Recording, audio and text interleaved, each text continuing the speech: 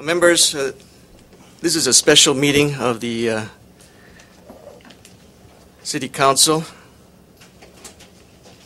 We have one item on our agenda, so let's call this session to order.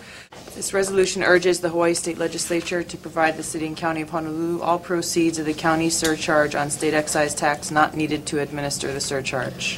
Thank you, Madam Chair, and I'll turn to the author of the legislation, Councilmember Berg, for the explanation further. Thank you so much, Chair and colleagues. Appreciate this. This is a special meeting, and I want to just briefly, if I can, in 3 minutes, give the antecedents to why we're here today. I remember Chair Garcia back in 2006 advocating for the 10% surcharge that's being retained as an administrative fee on the rail surcharge, the GET of 0.5%, asking the state legislature to reevaluate. Back in 2007, the legislature responded with House Bill 724, House Draft 1, and it passed the State House unanimously, 51-0. The Senate, however, at that time chose not to hear the measure. Since then, that's the farthest this endeavor has gone at the state legislature. So I think that the diplomacy and the cat and mouse game, it's time to end that and time to take direct action, and that's why this resolution has been advanced. Very briefly, I have on the cover page, everyone has a packet that I provided to go through a little bit more of detail the action that we can take today. If you look at the bottom here, the impact fee legislation passed by the state of Hawaii had whereby the city and county of Honolulu processed the impact fee to be collected on all new home sales in the Ewa Plain. Those new home sales on the Ewa Plain, they took roughly $1,500 to $1,800 off of each unit. Very complex because it had to do with the size of the unit. Went into 6 roadway projects on the Ewa Plain. So when the city collected the tax, deposited into the state coffers, the state was responsible, the DOT, to then administer for both city and state roads that impact fee, so to speak, that piggy bank. The city only retains 2%. It's a very complicated, tedious tax collection, far greater than a straight off the board 0.5%.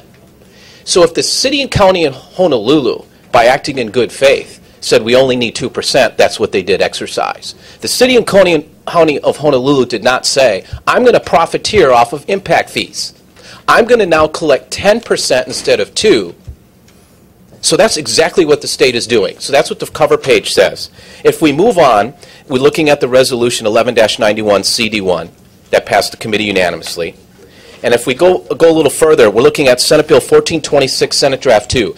This is the vehicle of which is still alive. For those members that have not been at the state legislature, this was the bill that we had taken a position on that said it's a bad bill. This bill was to take $200 million from our city rail fund from the coffers thus far. This measure is not moving. However, they can, at the state legislature, they have today and tomorrow. That's it. By floor session, end of tomorrow, they need to exercise what's called pull out of the committee for a floor vote. They need 17 votes at the state house to do what I'm asking in this resolution. And that is by pulling Senate Bill 1426, Senate Draft 2, to the full floor. All we need is one person in that state house of 51 members to make the motion, one to second it, and then we can hold them all accountable and see just exactly who wants to act in good faith. So Senate Bill 1426 lays out the course of the vehicle to exercise the mechanism of this resolution. Senate Bill 11-86, Senate Draft 2, HD1 has been alluded to try to exercise diplomatic means and not ruffle the feathers over at that building. I just want everyone to know that the status of that bill, that's the transit accommodations tax, the hotel room tax. The State House passed its measure of third reading the other day that says they'll use the TAT at the 2009-2010 of a cap of the rate of which the city and county of Honolulu was receiving. Thereby, it is not a complete raid of the TAT. That looks to be pretty confident, in my opinion, that that won't be of a knee-jerk reaction if we take action here to restore $32 million in the biennium budget that the State House would act. $16 million a year, we would get back $32 million. The resolution does not ask to recoup the money's already lost. Now we're looking at in the packet the articles. I had an article published today, timely in the Honolulu Star Advertiser, of which spells out exact action of which we should be taking today, and I'm asking for your support. If we look on this, when I go get a haircut, or if I'm going to a drive-in at a fast food restaurant, everybody knows this.